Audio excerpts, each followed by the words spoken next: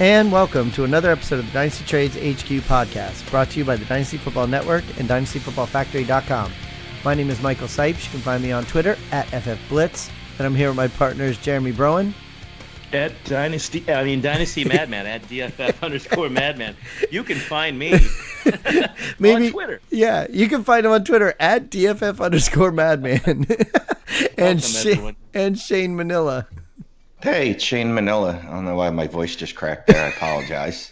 You're going through puberty. 40-year-old puberty. I guess that's a thing. But what up? You know where you can find me. I'm just Data now.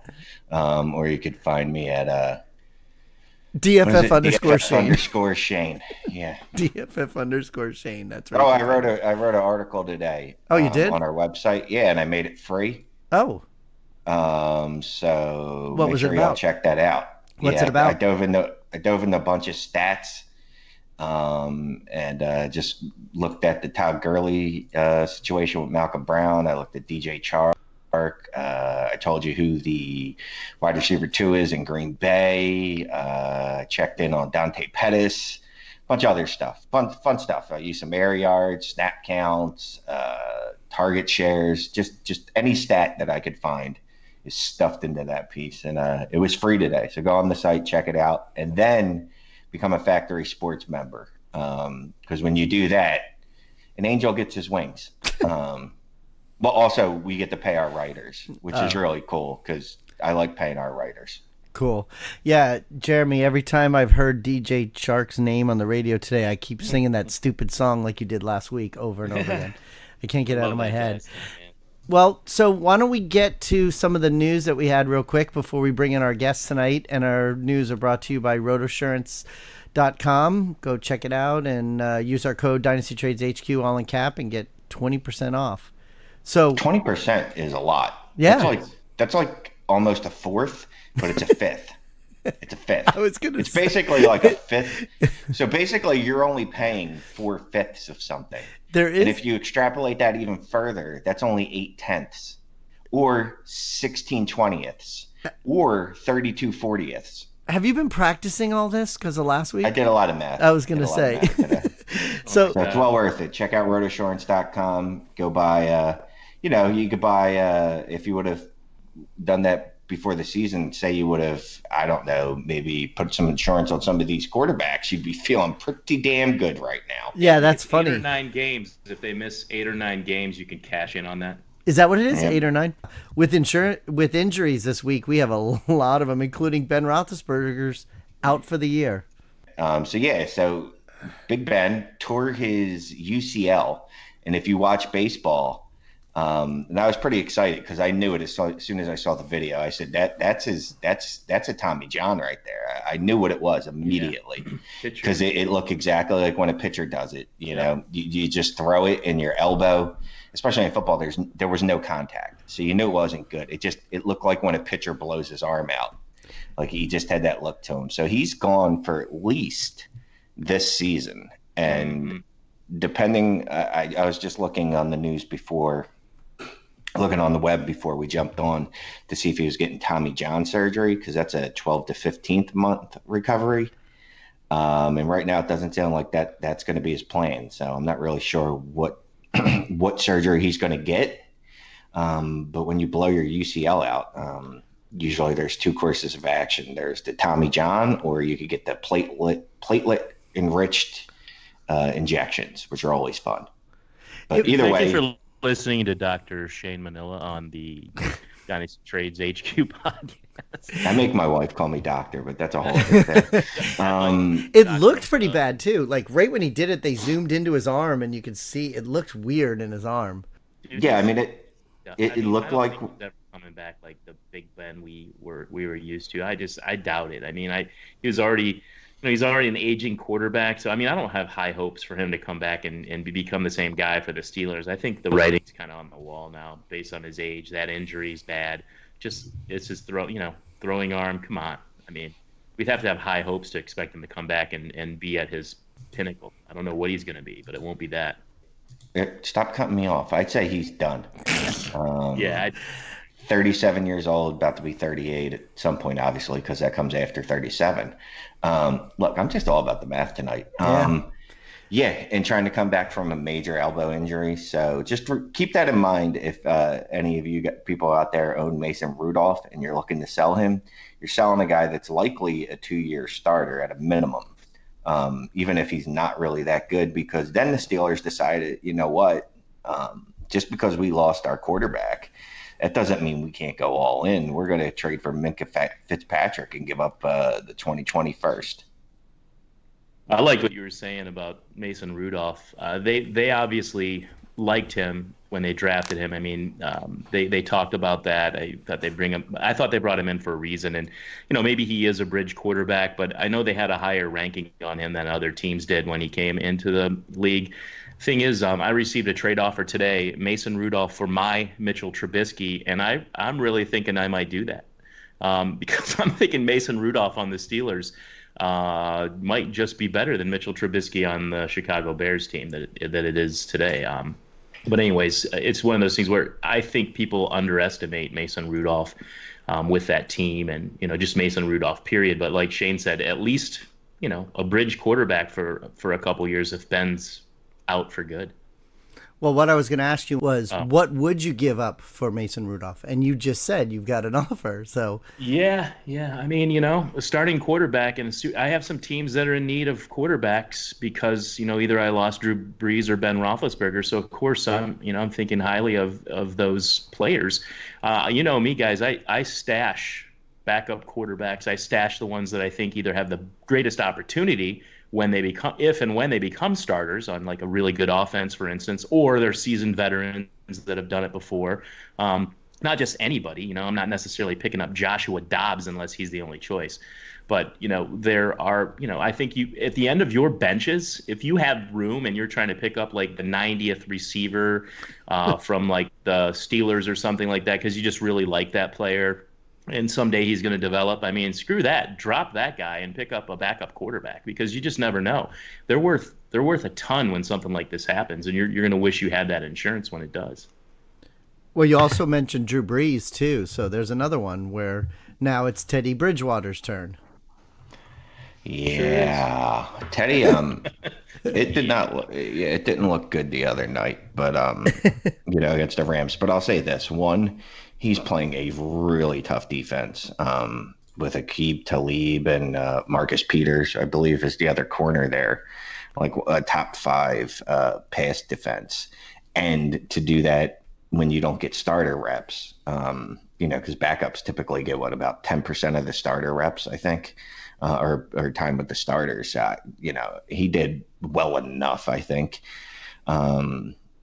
But I'll tell you what, between the two, I'd much rather have Mason Rudolph because he just does have a better cast of weapons, I think, between Juju Smith-Schuster, Vance McDonald, James Conner, Jalen Samuels. Right. The Steelers aren't a bad team. Yeah, the Steelers aren't a bad team, man. They're always, good and competitive. They have a decent defense, a good offensive line. They have a running game. I mean, there are worse teams to step in and play for. I mean, the Saints are a good team too, but we're talking about a guy that has both legs that still work perfectly fine and can run. And I mean, I'm surprised Bridgewater can even walk after that gruesome injury he sustained. I mean, honestly, God, I'm surprised the dude can, walk to practice. No, it's probably, he has the tripod, so that helps. Oh, Jesus. Yeah. Hey, and I had Mason Rudolph on my taxi squad when you're talking about like stashing him in the listener league. So all of a sudden I got a starting quarterback in the listener league. That's pretty cool. Valuable as hell in that league. Yeah, when we might as well just note the fact that, Drew Brees is out for at least 6 to 8 weeks, it looks like, with something torn in his thumb. Yeah. Thumb ligaments. Yep, ligaments in his thumb, man. You knew it was bad because on the sidelines he tried to grip a football and he just couldn't. Yeah. And then when they showed his hand later, it looked swollen. Yeah. So you knew it was bad. I thought a broken thumb because I'm, again, not a doctor, so I did not get that one correct, though I did get the Big Ben one correct. Dr. Shane Manila. Yeah. Well, so he's out at least 6 to 8 weeks. So, but if we're paying, who we're paying up for, obviously Mason Rudolph is the guy you pay for because he's a starter for the foreseeable future, the rest of this season and probably all of next year, even if he's not good. Yeah. Whereas Teddy's got at most 8 weeks. And then Breeze is going to come back in there. And also, don't you think that guy Taysom Hill's going to be mixed in there a lot more? No, I don't mean as a starter. I mean, they played him a whole bunch of times in week 1. I'm saying they'll stick him in there more during the game with Teddy is what I'm saying. They'll do the things they've always done with Taysom Hill, bring him in near the goal line and, or put him back there and then he'll run. And I wouldn't be too concerned about Taysom Hill. Fun thing about Taysom Hill, though, is if they do start to play him a lot and you're in a SuperFlex league and you're just, it's a bye week or something, you can just put him in that SuperFlex spot and hope that, he gets 4 or 5 runs and maybe a catch.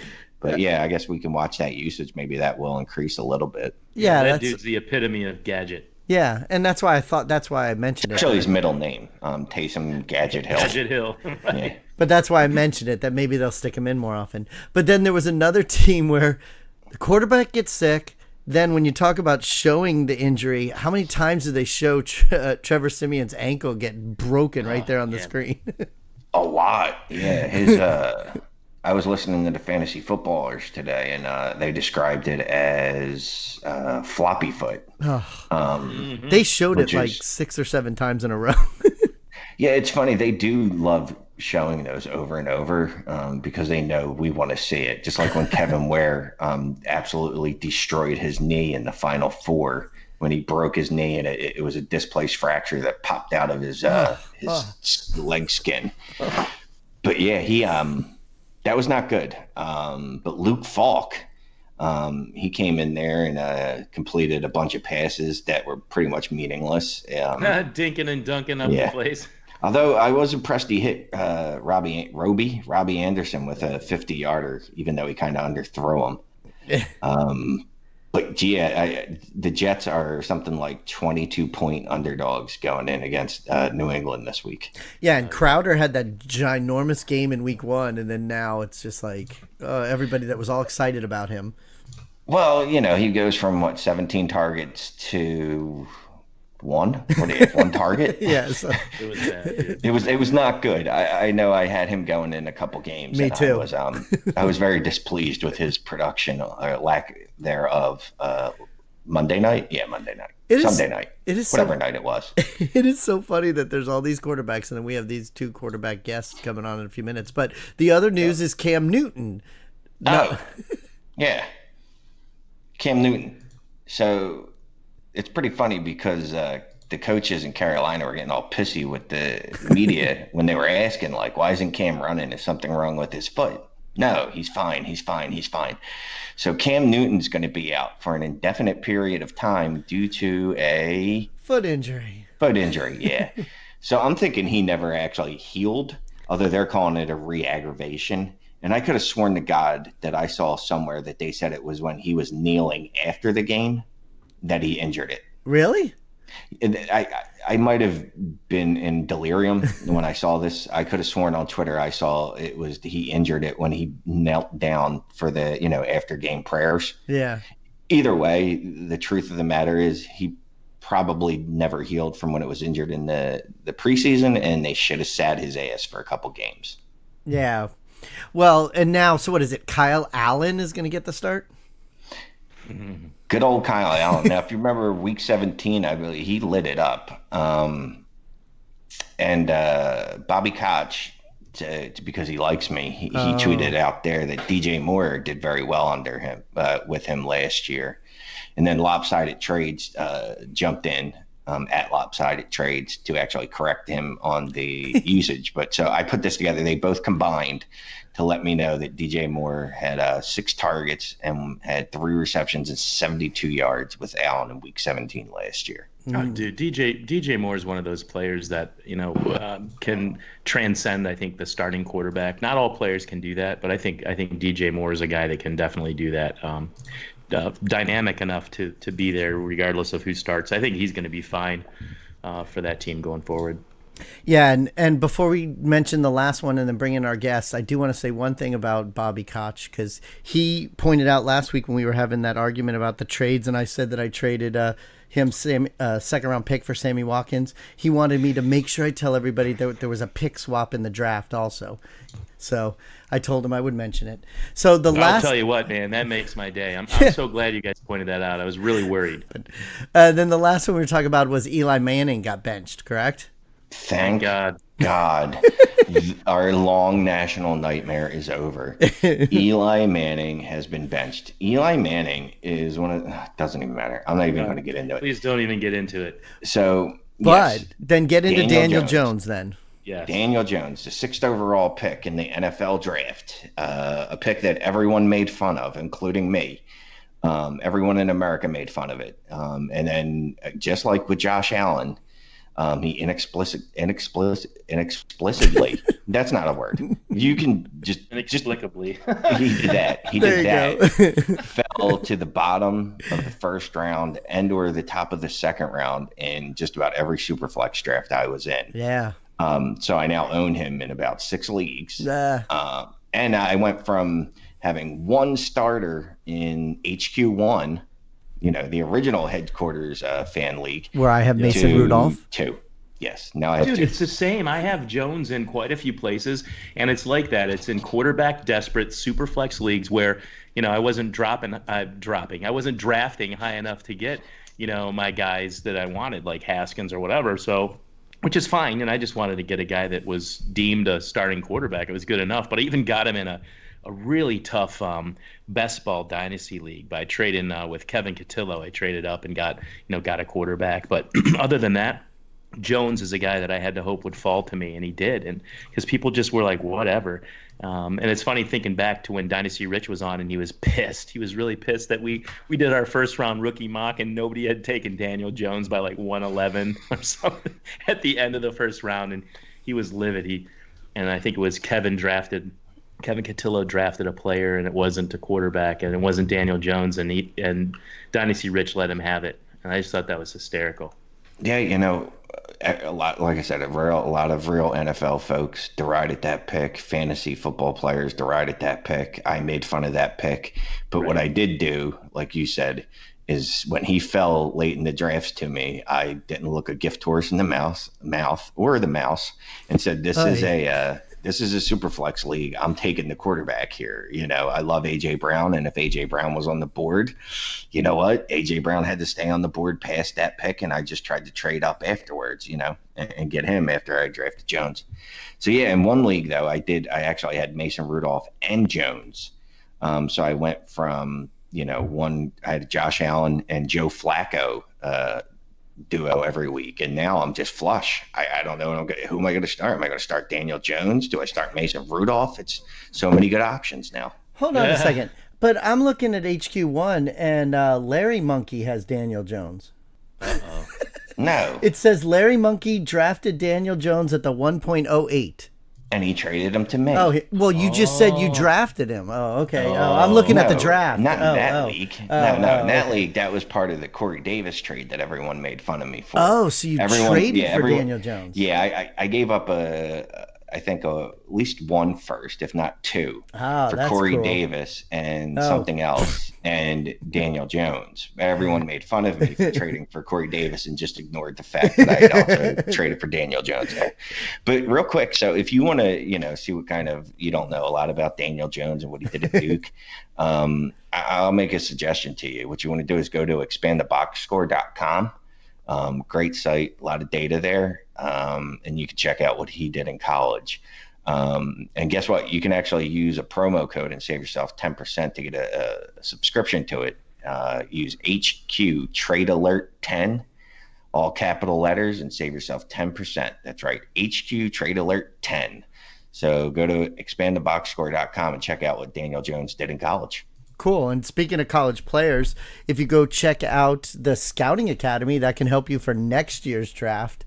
And before we bring in our guests right now, why don't we hear from the Scouting Academy? Scout NFL football like a pro. Invest in yourself and get a degree in player evaluation and assessment from the Scouting Academy. They've educated NFL GMs, personnel directors, and dozens of NFL scouts. Enroll today and you'll watch the same game tape NFL coaches watch. You'll learn to look past the metrics with position-by-position analysis. This is a time-tested curriculum, a chance to learn from the NFL execs and coaches. Sign up today and get a Dynasty Football Factory exclusive discount for a limited time only. Save $50 when you sign up at dynastyfootballfactory.com.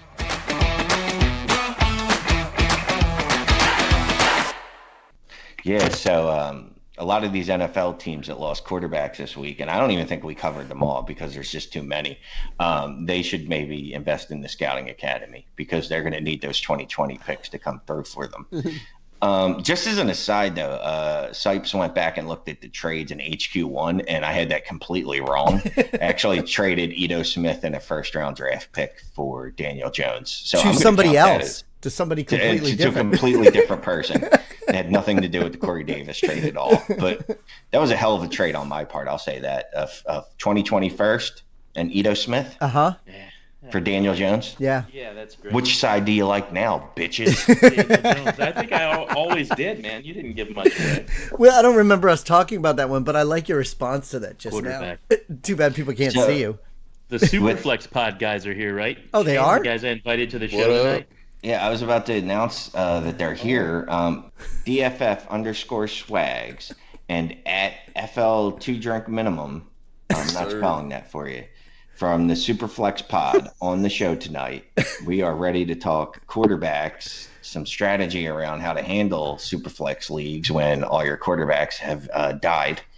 And it's a perfect week we'll go for from that. there. So what's up, fellas? Prophetic too, getting you guys on this week because all of a sudden, like all the quarterbacks in the league are either injured or hurt or fell down the stairs. Something happened to like 4 or 5 different guys, and of course we covered it before you joined. But you feel free to talk. I mean, it started out crazy from the Andrew Luck retirement, like on up to all the injuries we've seen up to here. But first of all, thanks a ton for having us on tonight. Super excited to be here. Definitely one of the shows we wanted to hop on, so thank you much. Absolutely. Thanks for coming on. Even though we're all arguing with each other. Sorry about that. It's just good fun. Yeah, sure. It was awesome coming in and just F-bombs everywhere. And I was like, all right, Trades HQ, here we go. Felt right at home right away. The funny thing is the Patreons will hear all that fight. I won't leave all that in the iTunes thing. No, fuck that. iTunes should get that too. Fuck nuts. But you were the one who fucked it all up. You guys were talking a lot about Daniel Jones there, though. But how are we feeling about Mason Rudolph? Like, are we going to put them in the same light at all? Like, would you pay that same first for Mason Rudolph that you're talking? You what was it? Ito Smith in a first for Daniel Jones. Would you do that for Mason Rudolph today? Yeah, I'd do that. Yeah. I mean, especially in that league. I was just going to say. Yeah, I had Carson Wentz and Josh Rosen, and that's it. And some other quarterbacks, hoping that someone else's quarterbacks die, and somehow that didn't happen. Yeah, because that's also a 16-team league too. It's I'll tell you what, though, in a regular SuperFlex league, if I'm hurting at QB and I need one, I'll give up a first for Daniel Jones. But we already said that, so we're talking about Mason Rudolph, and I'd also give up a first for Mason Rudolph. Yes. And that's what we were going to ask you guys, because we had already talked a little bit about it in the news part at the beginning of the show. So what would you guys be willing to give up for Mason Rudolph? I got no issue with that whatsoever. Yeah, I'd throw you first and feel like you're getting off the hook decently well, because I'd give you the first for Daniel Jones. And I mean, I was thinking early on, like, what's the difference between Mason Rudolph and some of the other rookies coming in to the league this year that are sitting behind people? And I mean, today, who would have thought? But today, I'll take Mason Rudolph over Josh Rosen. Too easy. Yeah. You got a Stay bona fide starter on a good team. 2-0 basically, because we don't know if Rosen's a starter and he's not on a great team at this point. So I can't imagine how Shane would have talked about me on the show a few weeks ago if I sent him Mason Rudolph for his Josh Rosen. Right. But here we are today. Well, yeah, because Rudolph's a starter. It changes everything. Yeah, and Josh Rosen might be a starter within the next couple of weeks, but the difference is he's on a flaming dumpster pile of shit that got ran over by a hearse, and the body fell out of the casket. One of these teams need to go get Rosen from the Dolphins because they're willing to take any picks right now too. Like For he doesn't any need player. to be there. Oh, are they? Just whatever. Like I know we gave up moved a second, got a fifth back. I'm sure the Dolphins in craziness would take a second or a third right now to move him too. Yeah, He's got no future on that team if they're not going to start him. Fitz named the starter for week 3. That's cool, guys. Yeah, what is exactly going on there? Like, because Fitzpatrick, unless I missed something, he hasn't played particularly well down there, right? Nope. Nope. The whole team is garbage, and we're giving up young players for picks. It makes no sense. Right. Like we're literally so in 2020, That's what are we going hoping to get? A backwards. left tackle, probably a safety. Guess what? We just had those guys. They're super young. So Yeah. I get getting their first round pick for them, but what are we hoping that we Yeah, get they're the not even exact same going thing forward back? trying to build a Right. team. They're going backwards on it. Here's the thing. So I had some. I was actually looking at these trades last night because initially I thought that they didn't do well either. I didn't realize though that Laramie, however he says his Tunsil. Yep. Tunsil. Let's call him Tunsil because his Laramie Tunsil. There They you got go. 2 first-round draft picks for him though. One this year, or one 2020 and one 2021. Yeah. Yeah, I Yeah. mean, that's actually pretty good That's solid. value. And I think Tunsil is an all-pro left tackle that you could be there for 12 years. So still, like, yeah, you're hoping that you hit on just one of those and then you get an extra one. But even the real guys that don't go to Scouting Academy, right, like hit on less than 50% of first-round picks. So, all right, coin flip that hits again. Some of the things just don't matter. It's fine value, I guess, but you then have to return and go get the exact same thing and hope he's as good. Here's the Right. thing though. So It if takes you time.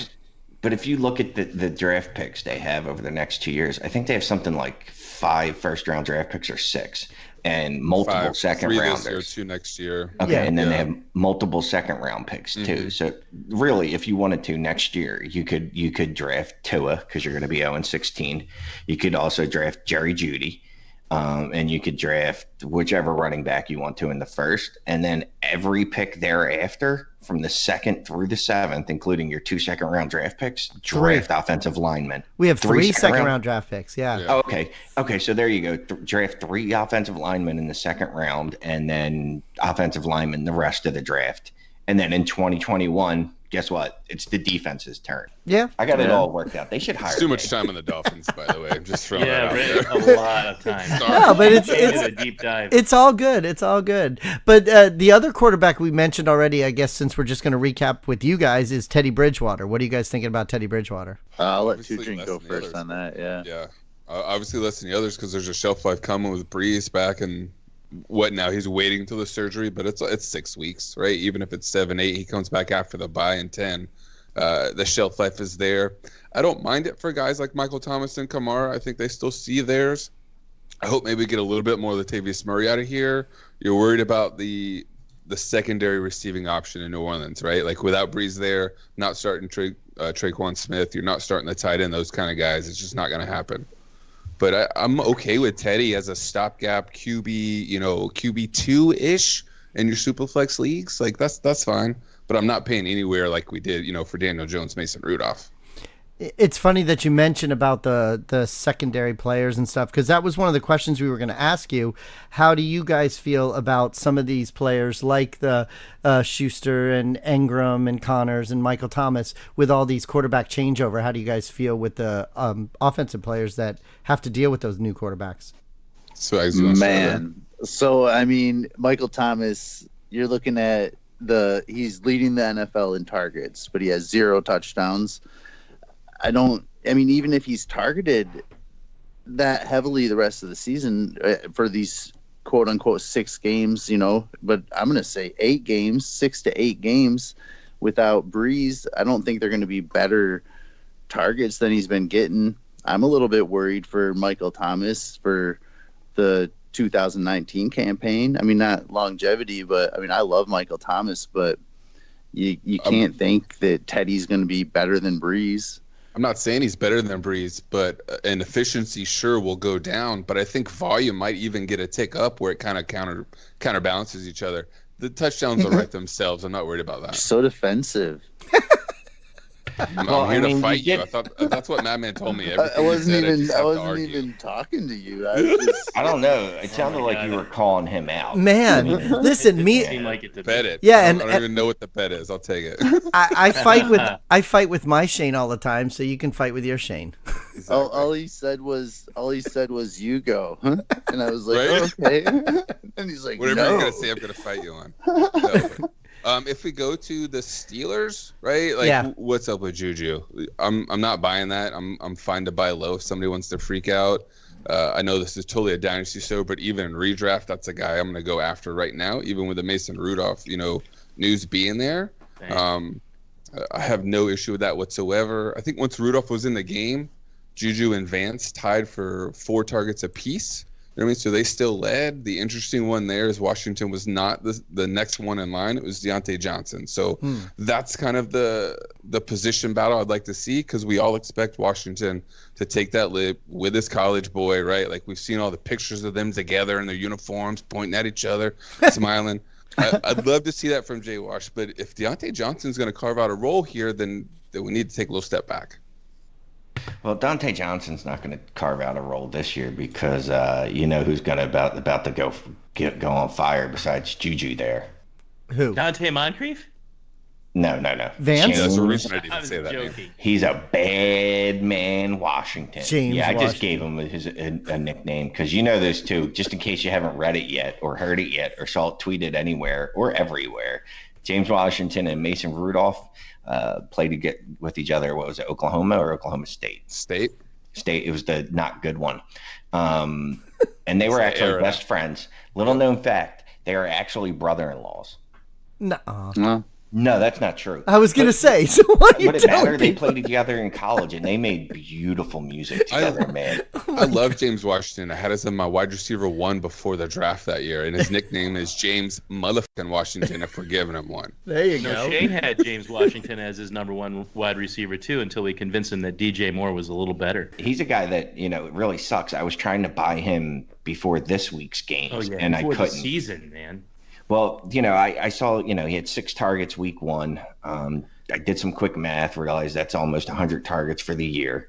So I figured, hey, let me try to buy low, see if anyone's feeling it. No one was really feeling it. So I was like, all right, well, maybe he'll have another bad week and I can buy low on him. But so he had another bad week, but unfortunately, you can't buy low on him now because everybody and their grandma knows he played with Mason Rudolph in college.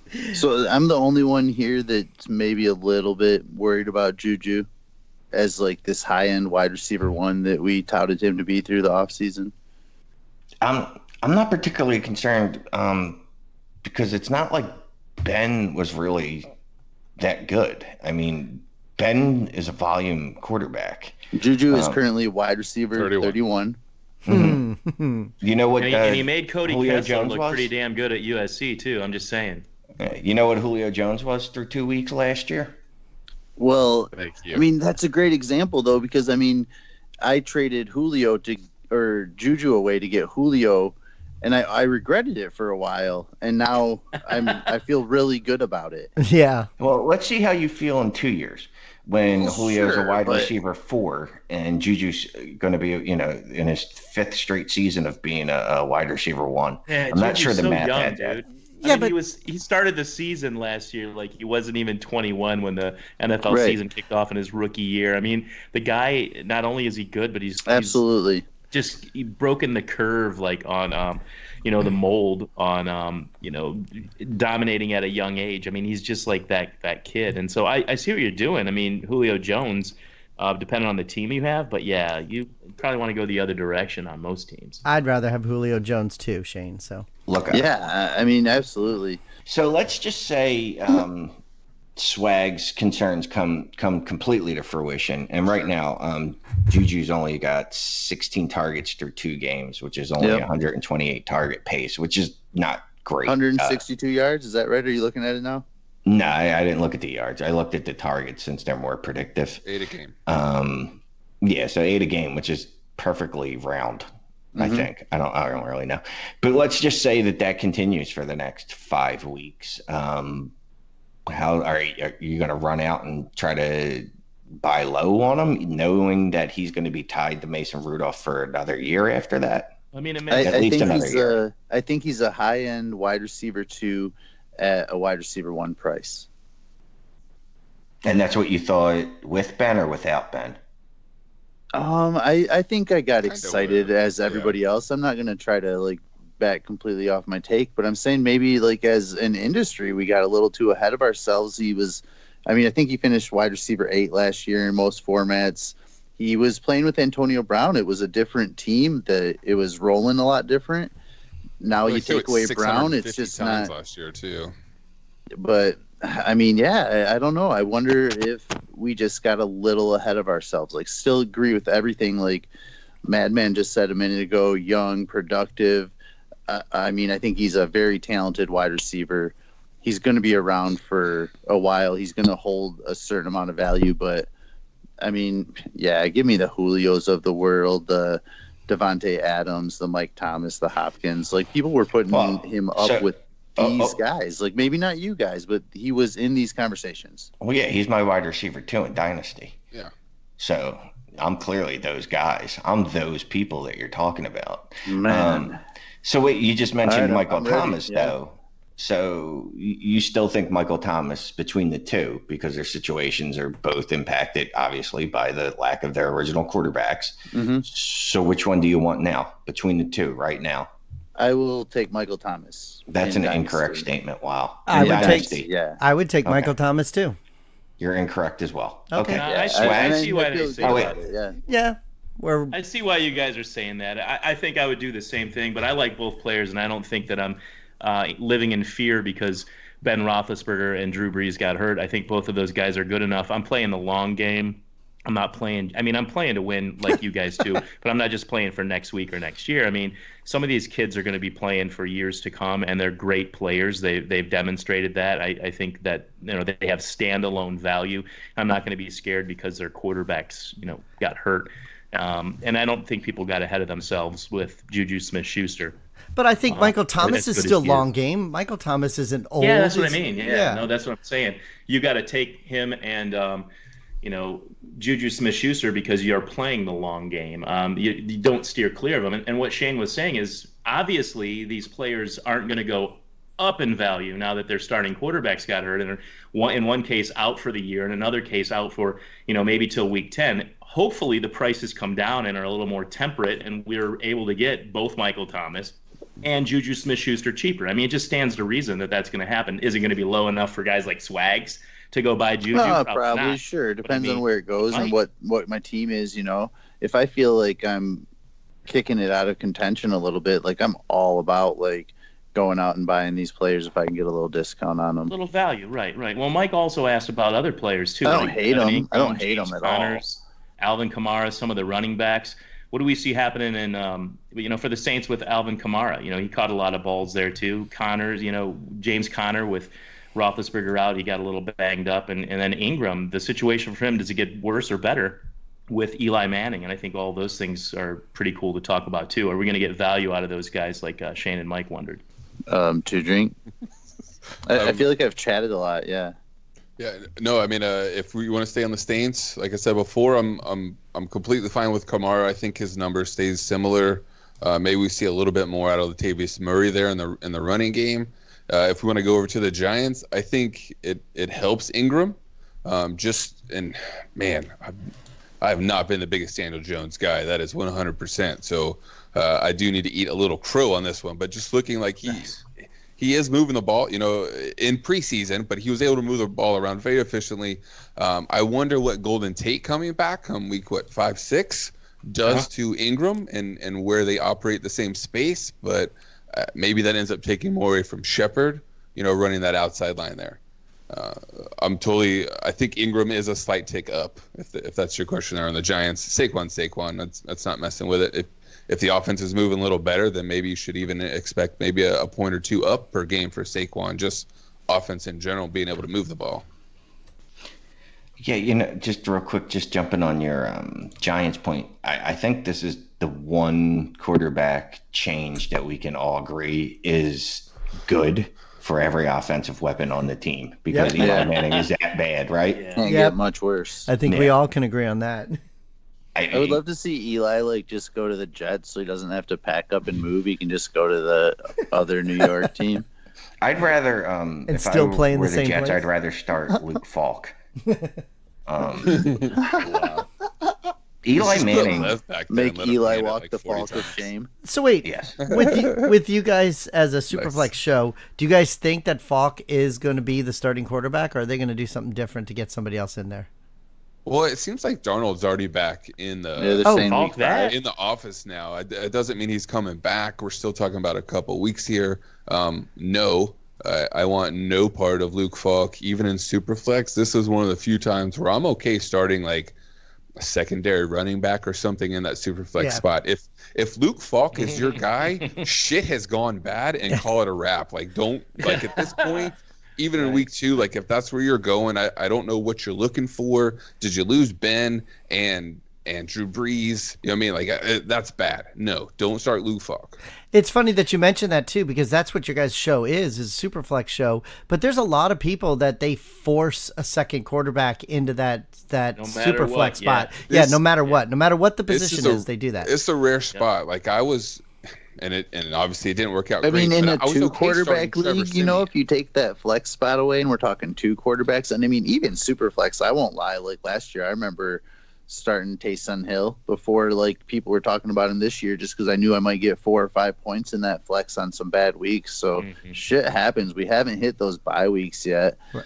I mean, if you're telling me but I mean, we're saying week 5 for Darnold. I don't know how much I want to spend on Falk unless I'm getting a trade partner right away. And I don't know, man. I hate to grab guys to plan on trading and get stuck with them.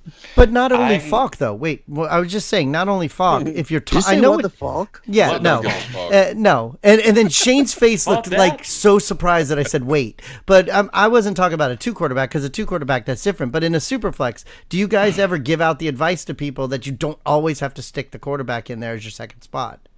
Falk is one of the few times I've had to do that for real. Like there's just not many occasions. Like, That's what I mean. But no, And it's depending so bad. on scoring, though, I think it's a great question because, I mean, depending on Sure. scoring, you might be in some situations where you start looking at it, and with Winston crappy week and 3 interceptions or something like that, that really starts to hurt your teams. And when you're getting all of a sudden 8 to 12 points from your quarterback, and you've got a running back on your bench, like mediocre 15-point week, beating your running backs, and yeah, you can do better sometimes. I've been looking at a lot of teams like that. Like, have we gotten to this point where speaking for myself, like I'll raise my hand, like we overvalue that position sometimes when I probably could get by with 2 quarterbacks and some strong flex plays, you know, like shoot, look at what Marquise Brown's doing. He's beating my quarterbacks. Yeah.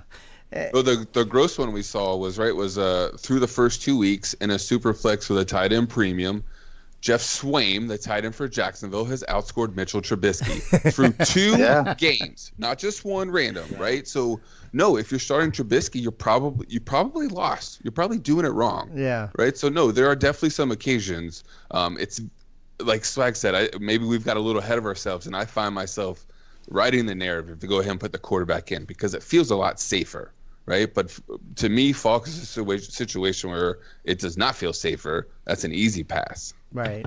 But I mean, and that is, I mean, even your scoring again, though, because some of it's not that bad. Like you can skate by, you're not getting penalized for interceptions, and you're like, oh, he's not that bad. And you're like, what are you talking about? Winston sucks. Like, but. Yeah, but 20 points at the end of the night is 20 points. You don't want to watch Josh Allen play either, but when you see him put 30-something up with some scoring, like, right, he's a. Man, it's mean to say, like almost like Bortles-esque, right? Like just put the guy in your lineup and don't watch that game. Into the game, he's got 25+ points, and you're like, yeah, that's my quarterback. Like I'm fine with it. I like watching Josh Allen play. I got to be honest with you. I like the look. You're a sick individual. He can hit a 70-yard pass at any time, or he could run for 70 yards, or he could miss his wide receiver by 36 yards. That's fine. By that same all 70 of that. miles. Yeah. I'll tell you where I know my definite line of demarcation is. Definitely Trevor Siemian wasn't starting anywhere. I wasn't starting Gardner Minshew until I saw him, and he really wasn't that good this week except for one drive. But Joe Flacco is that line to me. When you go, oh, wait, so his upside is 20 points.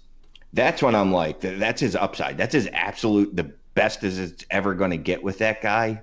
Then I'm like, all right, I'm probably better served starting a wide receiver or running back here. Yeah. Obviously, dependent on your roster. Yeah, I don't hate it at all. But I just want to come back to that Gardner call there. So on SuperFlex Pod, we play duds versus studs, where we take a lower owner percentage player. We generally use Yahoo against a higher percentage rate player. So not on this week's show, but on last week's show, Swags took Gardner Minshew 3% to beat Breeze. Right now, obviously that worked out because Breeze got injured or whatever. But I mean, I did the same thing. I took Case Keenum over Aaron Rodgers. Right? That sounds nuts. But when at the end of the day, those guys are scoring more. So yeah, like I get it. Maybe we don't like to play Minshew, but at the end of the day, he's going to outscore a couple guys that he shouldn't. You know, he's at 7-10% on these, where Mitch Trubisky is at 60%. No, I'm going to play Minshew right now all day long until Trubisky shows it to me, and I'm okay missing that first game because that does look bad. Mitch Trubisky looks. I blame Matt Nagy, and I've said this a few different times to a few different people. You're supposed to be an offensive genius, and you can't find out a way. There. You can't find a way to cater to Trubisky's strengths. And when I tweeted that, someone told me, well, he doesn't have any strengths. No, not so much. He's got mobile. strengths. Even if he doesn't, there's a lot of weapons there that do, and you can find ways to use them. So if you're not, and it's sad that he was issues. Successful before Nagy. And Nagy's, like Shane said, is a quarterback guy, an offensive guy. You'd expect it to have improved slightly, and it's gone the opposite direction by far. You said Trubisky was successful before Nagy. Hold on, I'm gonna call you. Well, I mean, he showed some success in college, in the 1 year in North Carolina that he started. Hey, but he did enough to get drafted early, right? That's a great move. Why don't you guys tell us some of your strategy? Like each of you tell us one of your strategies in Superflex League, since you guys are Superflex gurus. I want to hear something good for the listeners of the HQ. We're both definitely I don't want to say as hard on quarterbacks and startups as we can, but Swags will even take it a little bit farther than me. Usually ends up with easily 4, if not 5 starting quarterbacks a lot of times in a 12-man league. And he starts taking backups before I do, but it's kind of worked out now, right? When you see all these stuff happen. Quarterbacks are never more or never cheaper than they are in that draft, right? It seems crazy, but man, I come to myself as I get to a startup, and once I get a few guys on my bench, just looking at some of the value there, and I'm like, you know what? I don't need another quarterback, but the 3 guys behind me do, so F them, I'm taking one. Especially this year. They dropped way, way late in a lot of the startups this year. Even playing it or doing some startups with, the quote unquote fantasy analyst and even other Superflex people, we seem to play a game of chicken in a couple startups of who's going to wait or who's going to jump early and get a couple. And then you play in some leagues like with your friends at home and in the office, and you find yourself as the earliest person out there, and you thought you waited a little bit longer too. I definitely like hitting them early and often. If I can get 2 solid starters, definitely on the younger side within the first 3-4 rounds, I got no issue with that. And then I might even leave it alone for a little while and see where I can go. Me and Swags have kind of talked, though, the whole kind of reason we play Dud versus Studs maybe is you don't have to be that guy, right? You don't have to go get 2, 3, 4 in the first 5 rounds, because I just told you Case Keenum's going to beat Aaron Rodgers this week. You know what I mean? Like, and you can play that in that week too. I mean, sure, but we're not talking about Case for a couple more weeks, that's right? That's why you drafted 17 of them. Right, exactly. Stock up. But I mean, if I'm going into a trade, I don't want to show all my cards, and I don't want to lay them all down for you to look through, but I'm probably somebody that you can actually take advantage of.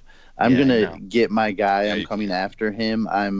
Well, you take it to the next limit. Like I know when it's gone too far as well. I'm not like some kid on the playground that needs an ice cream that bad.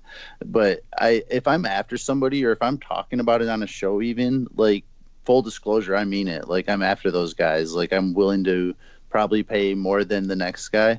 I mean, one thing I would say, like, that bugs the hell out of me sometimes, and we all do it, because sometimes it's moving so fast. Like, if you're trading Barkley away, shop him around. Like, don't all of a sudden like have Any of the 5 big people names. in your league be like, oh my gosh, I wish I knew I could have got Barkley for that, because there's somebody in your league that's almost always going to pay more for like those top studs that are out there. So that's one thing I would say. And I don't like to trade. I don't want to get stuck with a guy I don't like. Like, sometimes somebody will send me a trade that I know is a fair value, and I'm like, oh, I kind of want it, but I don't want that guy on my team. I don't want to get stuck with Philip Lindsay or somebody like that. Like, sure, he's going to be productive, I get it, but he's just not going to come on my team. Some trades don't need to be made. Yeah. Well, I don't mind spending a little bit more for the guy I want too, like in that realm. So if I'm like, maybe I shouldn't quite pay this, but I want that guy on my team, and then you're going to have to probably pay more than you should to get him back from me.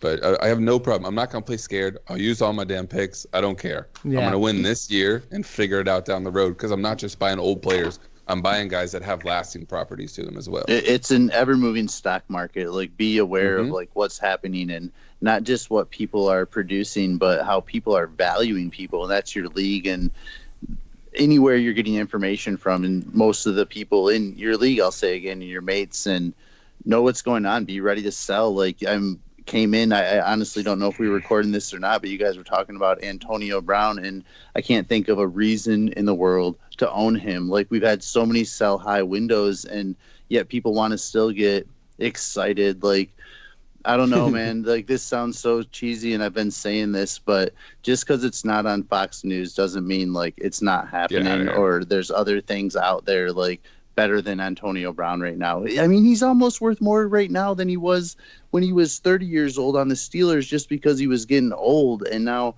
we've gone through this offseason, and he's with the Patriots. So I don't know. I'm done. You don't always have to cash out. You can buy something always down to win. You don't have to cash out just because it's but you don't want to value go at that bankrupt. Time. I mean, if those assets, if I win it all, I'll walk off go up on you all day long. Yep. And that's I agree with that too. We had that argument a couple weeks ago too. So you guys are talking about trading and value for players, and we had a bunch of trades that we wanted to talk with you guys about. If you guys want to hang out and go over some of these trades. Oh, absolutely. Well, that's why we were here. Well, that's what I thought too, and we're already like 45 minutes into it, and we haven't talked to trade yet. So they just wanted to pin us against each other again. So if you come check out the Super Flexible podcast, hopefully between the two of us butting heads, we'll point you in the right direction. You'll choose my way because it's the correct way. Listen to his way, but pick the correct way at the end. You're welcome. I said it so much nicer than you. I know, but that's what they'll get from the show too. That's pretty funny. So we had a couple trades here, obviously, that Shane is involved with, because that's usually what we do every week. So Shane, you want to talk about this first one here, even though it's a 1-quarterback league? 1-quarterback league. What? Not my fault that I'm active. Well, I'm going to scroll down, right? So here's a league. Okay. That will be a SuperFlex in 2021.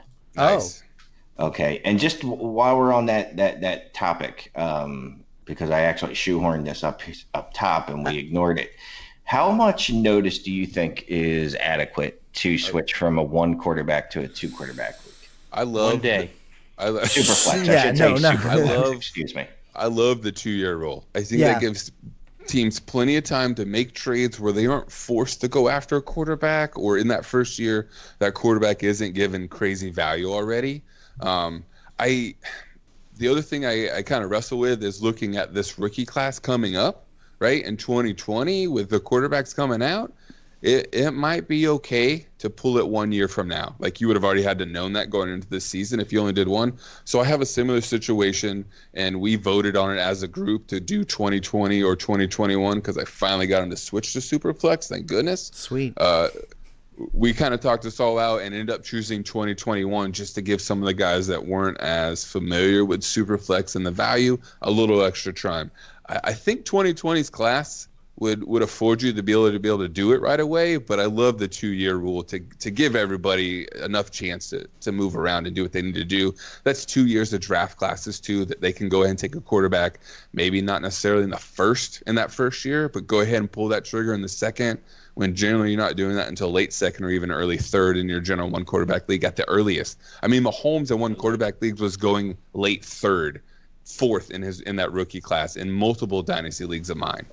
Watson was a late second. You know what I mean? In those one quarterbacks. So give him 2 years. Make that league better. Let him go ahead and disagree with me. I'm going to completely piss on your sunshine here. I'd expect nothing less, buddy. I love this question though. I truly do. Like, I was thinking about this because we have this going on in the league as well, and I don't think you can do it. Like, I think it's ridiculous. And at first I didn't mind it because I like SuperFlex so much, but now that it's happening, you can truly see the shift of the people that are going for it in the one quarterback format and the people that are overpaying for something that we are not at this point. And I have 2 quarterbacks I really like a lot, and I'm not going to trade away any of my other assets. I'm 2-0. I'm not going to trade away anything I have going at this point to try to get another quarterback.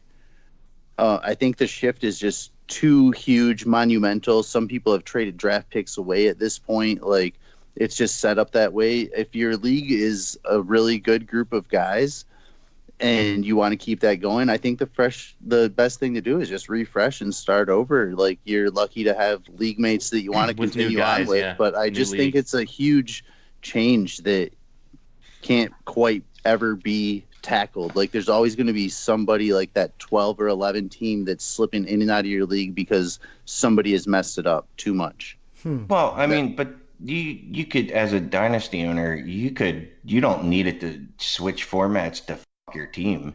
I mean, we've all seen it, and I'm sure we've all done it once or twice, where you've had a perfectly fine team that could have probably made a nice run in the playoffs, and you went ahead and said, you know what, I'm going to tinker with this son of a bitch, and then the next thing you know, you're like, wait a minute, this team's I went too far. Shane, are you talking about your teams? Everybody's of course he done is. it. Everybody that's played Dynasty for any amount of time has decided they're going to tinker and gone too far basically created like the first 6 of Frankenstein's monsters that didn't make it. Yeah, I'll give you that. But I'm standing by my take. I get that it's like unpopular, and I think it's fun to try to do these kind of things to leagues, but I think that's just a huge change. No, we did have a guy go and take like 7 backup quarterbacks like on the waiver system as soon as we made that switch. Some being like Trevor Siemian, those kind of guys, Teddy Bridgewater, no one quarterback. You're not touching those guys that way. So I can understand your point, Swags, even though it's wrong. Go back to mine. You're welcome. I don't think it's healthy for the longevity of your league. Like, you're going to have to put more work into that league to keep it healthy and the passion alive. I guarantee it. No, what about those teams that have traded away picks the last couple of years and made different things, and now you have a guy that was not tanking but knew he was rebuilding that has, 6 2020 first. I know somebody that I'm talking to right now that's got 6 2020 first next year. What if I told you right now I'm scratching that, next year we're just going to restart as a startup? So you didn't get any money out of the last couple of years that you were rebuilding this team, and now you just got effed. Well, I thought but you could still have the same thought you time meant frame, keep the league. Like, I thought you meant one quarterback league and then get people that want to start a SuperFlex from that league, or everybody and start another league. I think he was saying like, scrap it. He was saying scrap the league. Terrible. Not scrap it. Wait. I would rather do that than make the change, honestly. Jesus Christ, Swags. No, that's terrible advice. Everyone just ignore what Swags everybody, said this there. is Swag. It's going to happen anyway. Oh, my God. I'm telling you, it'll happen anyway. You make that change, and your league is dead in 2 years. We'll see, because I'm making the switch in a couple leagues, because I basically said, like, hey, guys, nothing personal. I just don't really enjoy one quarterback league. So, unless you guys want to vote for SuperFlex, I'm out. Dynasty left, that's one quarterback, one redraft, that's one quarterback, and then whatever the charities are, the ones we end up doing. But that's it. Everything else is SuperFlex or 2 quarterbacks straight. Also, the other thing that you said about the 2 years, when you were mentioning about the 2 years, you said it gives people time to not have to use those picks in 2020 for quarterbacks. They're still going to do it. If you guys voted that in for 2 years, they're all going to be picking quarterbacks in that first round, Sure, but it gives them time. They don't have to. If they have 2 solid quarterbacks, they can go ahead and take DeAndre Swift and Jerry Jeudy next year, and then take one in 2021 because they have a couple. They're not forced to if you're giving them 2 years. If you Right. say it's next year, then you're going to see the top 4 picks all be quarterbacks. It doesn't matter because those teams haven't set themselves up the right way. Yeah, and the one you were saying about the teams that have traded away all their picks to get players and then they don't have any picks left, then those guys end up being in a disadvantage as well because they don't have some of you the scrap assets. it. Yeah, they Correct. don't have Yeah. as many. Well, also if you just turn it in 2 years, they don't have those draft picks to try to trade to get Well, quarterbacks, you know? The reason you give 2 years out, though, is because you don't. Typically, most commissioners won't make draft picks available Sure. 3 years out. Right. Yeah, So you exactly. know what I mean? Like, so if you told everyone in 2019, hey, before the rookie draft, okay, we voted on it, we're going to go, and it's going to be, in 3 rookie drafts, so 2021. So no, you can't trade those picks because those don't exist yet. So, if you're one of those guys that loves to trade his picks as soon as he gets them, Like you. you're being saved from yourself. Yeah. So You what know? if But it makes sense. You what if wouldn't want to did do it it a 1 different year. way? Like, what if for the first year, 2021, those both quarterback spots are super flex, so I don't need to worry about as much about the bye weeks and stuff like that. I can put a running back there if I have to, and then the next year we change to straight up super flex. Oh, so you don't have to play a quarterback at all, is what you're saying? Just a little transitional period. No. Go play an eliminator if you want Yeah, to do that. scratch the league. I love how Shane just all of a sudden he always just I will- shoots people down if you don't like it. No, will say- forget it. No. Yeah, exactly. Well, I didn't expect to redeem myself. Well, I mean, because you just told us to scrap the league, so I don't even know. I just think that it's what you got into. It's how you drafted. Like, you can change some scoring, you can change some rules, but to go to Superflex off of one quarterback league it's a huge move. It is a huge move. Props to you guys if you can get it done. Like, you have to have a really committed league, and I don't like any of the guys enough that we're dumb enough to have a one quarterback league. Or you need a You're just dictator making like it- Shane to force you to do it. So you're making it sound like Oh it's my like god. like a threesome. Like, look, if you can pull it off and your relationship is still, rock okayed solid it as long as afterwards, Oh my god. good for you. It's just that every threesome I've been in has ended badly. Okay, It's I think weird, you know? It's we're way weird. off course from the trade we were going to Yeah, talk we are about. gonna Hold on, I talk got about one more some thing. super One more flex thing trades. here. One last thing. If you get your commish to change it to Superflex, immediately send out trade offers to those guys that have more than one quarterback on their dynasty Oh, no team. question. You think? Yeah. And I'll Especially the guys send that them got to 3. you. That I'll day, send them to day you. one, as soon as it changes, because Yeah, I think guys that- won't figure it out yet. Yeah. Thank you, Captain Obvious. Oh my god. That's the thing, I though. mean, you I fucker. mean, that's totally exactly what you have to do. Like, you have to get more Nope, quarterbacks. too late. Too late. He just said You're on the Captain Odd. list. Okay, all Come right. on. So Oh, Shane, let's talk about that trade because it does involve quarterbacks, or at least one quarterback. Yeah. Let's get back to the topic at hand so we can at least say that we've discussed trades on the Dynasty Trades HQ. All right. So we have a Oh my trade. I won't God. tell you which side is which already know. because it's none of your business. On one side, and again, this is changing to a Superflex in 2021. So on one side, we have Kyler Murray and Mark Andrews and a 2020 fourth-round pick. On the other side, we have Chase Edmonds, N'Keal Harry, and a 2020 first. It is so obvious which is the better side, especially after this Which entire side show we changed. just did and all the changes you're talking about. It's very obvious. But what do you two guys think? don't I mean, know if I'll it's take crazy the obvious, Kyler but I'll Murray take side Kyler of Murray. that. Yeah, Mark I Andrews. think I gotta go with that. Yeah, there's no question. But which side? If the first is one of the first 3 ones and it ends up being Tua, like you've got a lot of narrative to write to make that. I was gonna side say better, that's if right? Yeah. Right? There's Right. a lot of ifs there. Right. In a year and a half, if it's the other side, I'm not surprised. I'm really not, but I'm easily taking Kyler by himself probably here. Yeah. But definitely if you give me Mark Andrews. Yeah, Oh, yeah. absolutely. So Shane, which side were you? Kyler Murray and Mark Andrews. Gave it away Hey, or got got one it? right. Wait, did he Got get it, it or got got it, it? Oh, got okay, it. you Oh, got I it. got Oh. it, baby. Oh, okay, then Yeah, I that's like definitely When yeah. we first started this show, the trades were always like Mike and I, like, my God, man, what did you do? Yeah. Why would exactly. you do that? You lost this trade. And now Shane's he's morphed, he's evolved, he's become better, and Now he wins. Now mostly we agree with him, and he wins more of the trades. It's pretty cool. Except for most of that statement being wildly incorrect. I knew he was going to say that, Jeremy. He was correct. so definitely going to say that.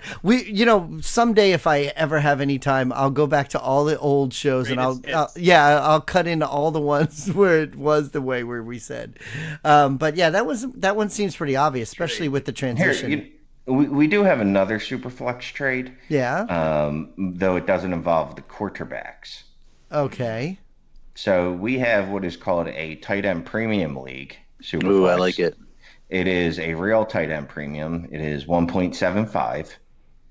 I already gave this away. So DFF_Shane gave up. Well, we don't have a show sheet, so you put don't it have on to the tell sheet us. with his name. Yeah. Okay, never mind. Someone. All right, let's just switch this all up. But all right, again, I think in all the weeks we've been doing this, I'm just doing this. in all the weeks we've been here, he's moving. Nobody can see you. This is an audio show. It's an audio show. You don't They know what can't- hand it is. They can't see your hands. But right. in So all, on one side, You don't have the show sheet either. Shane. yeah, the Only- people only the listening, three he's of us doing do. his hands back and forth like it's a magic trick, and nobody can see it. All right. so on one side, we have Noah Fant, and on the other side, we have a 2020 first and Gus Edwards. It's just so silly that both of these trades for you, they're so obvious that they're good for your side, and it doesn't usually happen this way. Well, here's the thing, though, because you're old, so you don't like draft picks that are any longer than like next week. Exactly, but it So- is So it's it a was- true it was tight Gus end premium Edwards at in the 170. first. What was the other side of that trade? Noah again? Fant in a Noah. tight end premium Gus Edwards and a 1.75. 2020 first, yes. Yeah, Shane, what are your other tight ends? Because I know you took the first. no, he gave the first. He gave Gus Edwards in the first to get Noah Fant. Noah Fant. Is that correct, Shane? That is Oh correct. no, I'm lying to you. It I'm look- lying. I'm lying. He loves Noah Fant, man. I mean, it's like I love Noah he wishes Fant, he was too. his son. But why did you say, is that true? What am I going to lie? I Is maybe that you didn't have a show sheet. he goes, is that true, Shane? No, I made it Did up. not look true. His Can face you didn't look confirm true. that? Did that? Can you confirm that? I can confirm it is true that I was the Noah Fant side. Oh my God. Well, Shane doesn't here's start the thing, trading though, for Mike. everybody's first round picks until much later in the season. I So love here's the Fant. thing, though, Michael. I know you're big on trading away picks, but Yes. not everyone is. Okay, fine. So, I mean, so I'm that's, torn you know, by the deal. I haven't answered just because Yeah, I'm kind of like, I like Fant a lot, but if I have a serviceable tight end or two that I can play, I'm not against the first. Like, where was Fant going?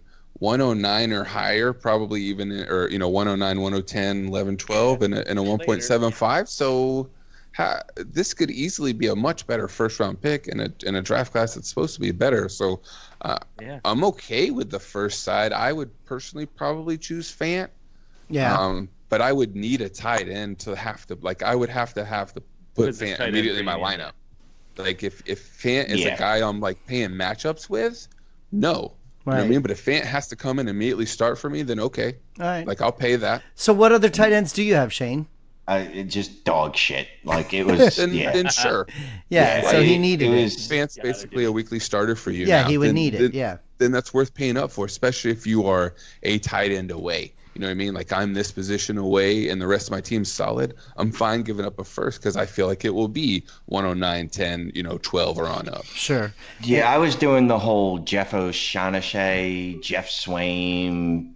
Like you don't even know which guy's which. Is that his name, tight Jeff end thing. O'Shaughnessy? It's James O'Shea. That's what I thought. I don't even know the difference between them. Like I just get them confused all the time. I'm like, oh, Jeff O'Shaughnessy. And Yeah. they're like, no, Jack's that's not tight it. end, That's not two Jack different Oliver. people. Well, Yeah. we did have one more trade here on the show sheet that did involve tight ends all the way around, even though it's a one quarterback league.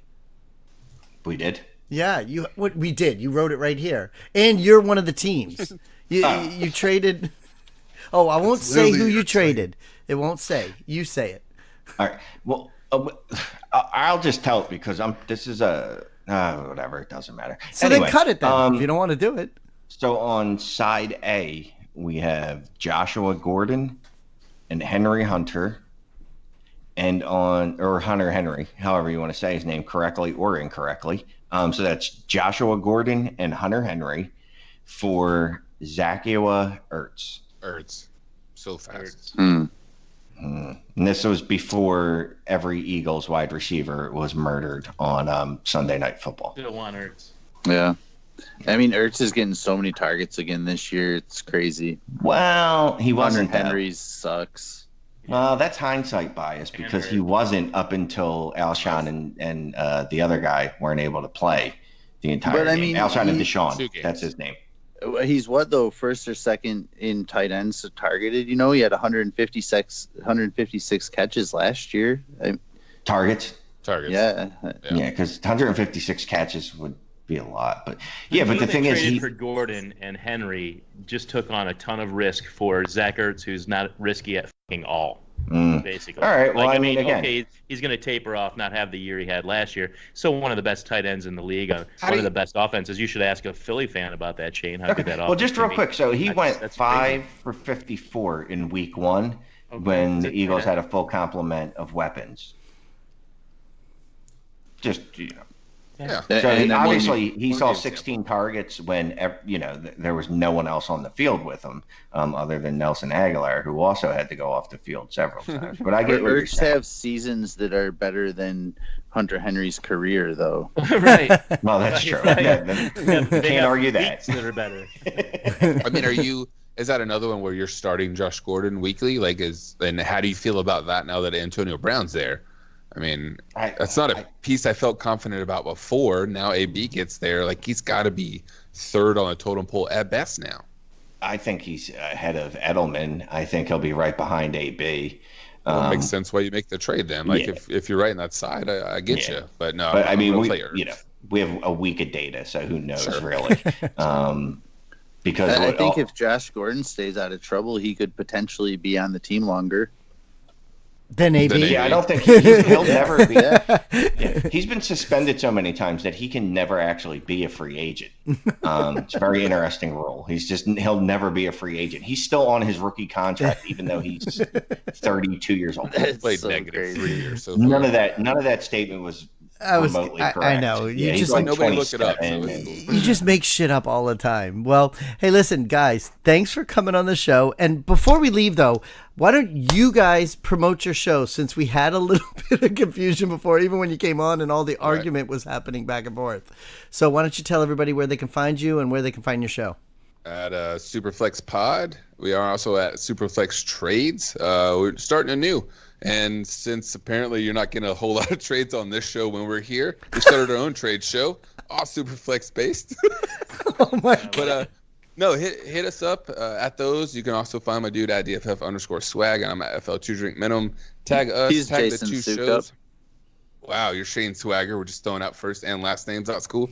But yeah, no, I think like we want SuperFlex to be that next, right? That next PPR, right, where everything is going. And I think the community base out there is still very far off of where quarterbacks are being valued. And like even tonight, we talked about like you don't always have to play a quarterback there when the guy's name is Luke Falk, right? Like you can put something else in that spot, right? But we're here to talk you through those SuperFlex values and make sure you're making the decision for your team, not just for what is good in a vacuum. Yep, in a vacuum. Like he said. All that. Well, great. Well, thank you so much. I was waiting for Swag to say something. I thought he was going to say something. He did. Goodbye. Yeah. Hello. No, thank you. Goodbye. Thank you. Yeah. All right. That was profound. Well, thank you very much. All right. Yeah. Awesome. So thanks for coming on, Tell guys. me I had to say thank you till the end. Well, I didn't know. I didn't get notes. Next time, put it on the show sheet. That you guys can't even see. So, Right. All right. Well, I appreciate Thanks, you man. guys a ton for having us on, for sure, man. Yeah, Check don't out go anywhere just SuperFlex Podcast. No, we're out of here, dude. We're out. And check us out at Fantasy Football Breakdown, and then get over to Rookie Fever. Awesome. All right. Well, thanks, guys, for coming on. And why don't we hear from our new sponsor, Best Fantasy Football. HTTP. Oh, you fucker. I had it. I was doing it, and you fucked it up. I'm sorry. Mute my mic. All right. Well, thanks, everybody. Oh, God. And why don't we hear from our sponsor, BestFantasyFootballLeague.com. Thanks. BestFantasyFootballLeague.com. Join a 12-team Dynasty startup draft today. Leagues start at just $49 and go up to $999. Starting lineups of 1 quarterback, 3 running backs, 4 wide receivers, 1 tight end, and 2 flex spots. They also have best ball leagues, weekly leagues, and redraft leagues with 6 different starting lineup options in 10, 12, and 14 team leagues. BestFantasyFootballLeague.com. The best fantasy football leagues on the net. All right. So what I need everyone to do is make sure you go on to the iTunes and make sure you give us a rating and review. We don't have enough. I got to be honest with you. It's really disappointing. It's hurtful. I check them just about every day because I have OCD and the numbers aren't changing enough. So if you go ahead and hook us up with a rating and review, we'd really appreciate that. It helps us grow and it helps fight off some of the troll reviews that are being left. But we won't get into that. That's awful. So also, we have a Patreon account. Yeah, I don't know if y'all know that. We got a Patreon account that everyone should be on. You get the bonus podcast that we're about to tape right now. You get the uncensored podcast where you hear all the things that we said that were censored. They're uncensored on that one. Oh, my God. Like I said, the bonus podcast every week, come hell or high water, we're taping those. Written content. We got our group meet chat that's always bouncing off the fucking walls. We got a bunch of trade talk in there. Patrons get other little bonuses and surprises that I don't want to tell anyone else about, but if they're a patron, they know what I'm talking about. So become a patron. We got a bunch of tiers. If you love the show, go ahead and support us that way. Yeah. And don't forget to become a Dynasty Football Factory member. Yeah, and that's Two Drinks making those comments in the background. Yeah, and check out our iTunes, check out our Twitter account at DynastyTradesHQ, and check out the website at DynastyFootballFactory.com. All right, well, we'll talk to you guys next week. I just don't understand why people have to leave the bad reviews. Say goodbye, Shane. Goodbye, Shane. Oh, wait, there's 2 Shanes here. I said it too. And Two Drinks said it as well. All right, bye.